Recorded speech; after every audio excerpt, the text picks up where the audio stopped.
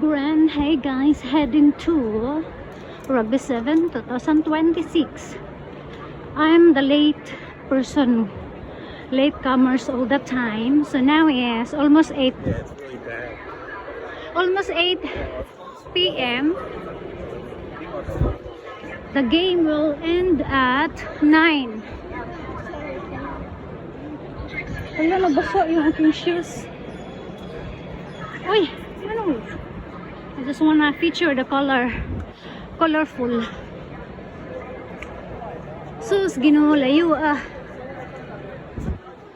If you see mga people here, they are Rugby 7 viewers or audience. Right, that's it. Hinihingal ako. Turn. Oh, my bird. Ang galing naman, napaka-open pero may climbers. May climbers. Meron palang pa-climb din eh. Upcycling workshop. Okay. May pa-climb sila. May mga batang nag-climb. Kainit ba sa earth?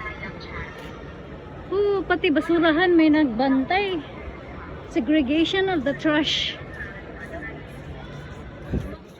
Nandito na tayo. We arrive in the big one. If you see the circle,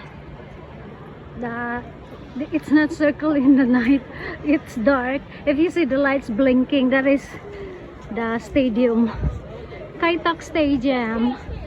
It's a bilog. It will be seen during the day. During the day you can see.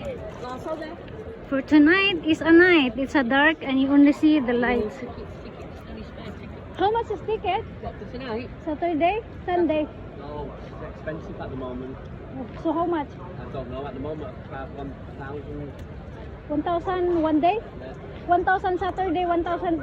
Oh, okay. Today 100. Huh? Today 100. 100? You want now too?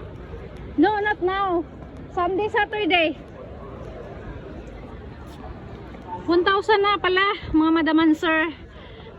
During the start of my Rugby 7, mga 16 years ago, 500 each. Ngayon, 1,000. Alright, we're at the gate. Bye.